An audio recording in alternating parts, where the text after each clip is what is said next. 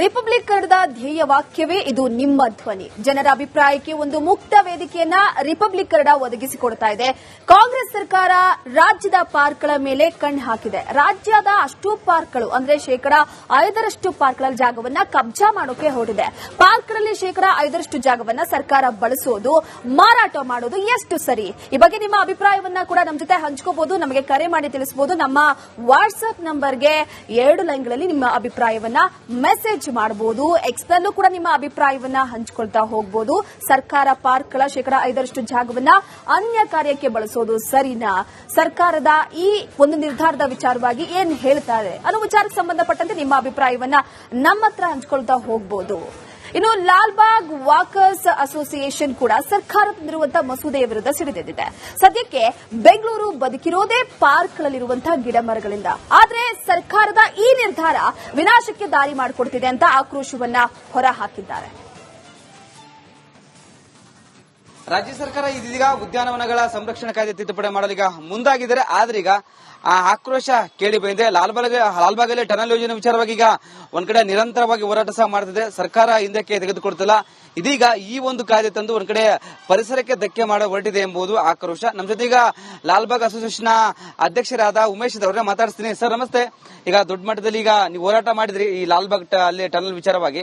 ಇದೀಗ ಆ ಉದ್ಯಾನವನಗಳ ಸಂರಕ್ಷಣಾ ಕಾಯ್ದೆ ತಿದ್ದುಪಡಿ ತರಲು ಮುಂದಾಗಿದ್ರೆ 5% ಈಗ ಅಲ್ಲಿನ ಅಭಿವೃದ್ಧಿಗೆ ನೀಡಬೇಕಾಗುತ್ತೆ. ಪಾರ್ಕ್ಗಳಲ್ಲಿ ಪರಿಸರಕ್ಕೆ ಎಷ್ಟು ಧಕ್ಕೆ ಆಗುತ್ತೆ, ಏನು ಆರೋಪ ಸಹ ಮಾಡ್ತಿದ್ರಿ, ಗಂಭೀರ ಆರೋಪ ಸಹ ಮಾಡ್ತಿದ್ರೆ ತಾವು ಅಂತ. ಈಗ ಏನಂದ್ರೆ ಈಗಾಗೆ ಸುರಂಗ ಮಾರ್ಗ ಏನದು ಬೆಟ್ಟದ ಕೆಳಗಡೆ ಬರ್ತಾ ಇದೆ, ಆ ರೂಟ್ ಎಲ್ಲ ಹೋಗುತ್ತೆ. ನಾವು ಅಭಿವೃದ್ಧಿಗೆ ವಿರೋಧ ಇಲ್ಲ. ನಾವೇನು ಬೆಟ್ಟನ ಕೊರಿದ ಬೆಟ್ಟಕ್ಕೆ ಯಾವುದೇ ತರ ಹಾನಿ ಆಗಬಾರ್ದು ಅಂತ ನಾವು ಮಾರ್ಗವಾಗಿ ಬದಲಾಯಿಸ್ಕೊಂಡಿ ಅಂತ ನಾನು ಅದ್ರ ಬಗ್ಗೆ ಹೋರಾಟ ಮಾಡ್ತಾ ಇರೋದು. ಅಭಿವೃದ್ಧಿಗೆ ನಮ್ಮ ವಿರೋಧ ಇಲ್ಲ. ಅದೇ ತರ ಈಗೇನು ಉದ್ಯಾನವನಗಳ ಸಂರಕ್ಷಣಾ ಕಾಯ್ದೆ 1975 ಆಕ್ಟ್ ನ ಅದನ್ನೇ ತಿದ್ದುಪಡಿ ಮಾಡಲಿಕ್ಕೆ ಹೊರಡ್ತಾ ಇದ್ದಾರೆ.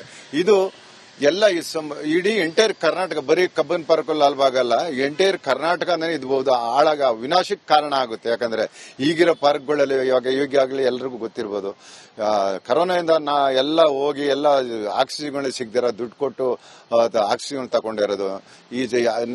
ಉದಾಹರಣೆಗೆ ನಾನೇ 22 ದಿವಸ ICU ಇದ್ದೆ, ಅಲ್ಲೇ ಕಿಮ್ಸ್ ಹಾಸ್ಪಿಟಲ್ ಇದೆ. ಅಲ್ಲಿಂದ ಬಂದು ಕೂಡ ನನಗೆ ಆಕ್ಸಿಜನ್ ಸಿಕ್ಕಿಲ್ಲ.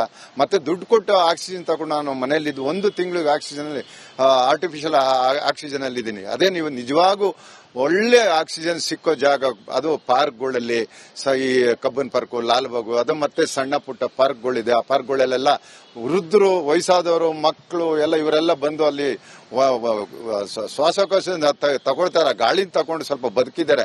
ಆ ಗಾಳಿನೂ ಕೂಡ ಯಾಕೆ ನುಂಗಾಕ್ ಹೋಗ್ತೀವಿ? ಈಗಾಗಲೇ ಎಲ್ಲ ಸರ್ಕಾರ ಈಗ ಎಲ್ಲಾನು ನುಂಗಾಕ್ಬಿಟ್ಟಾರೆ.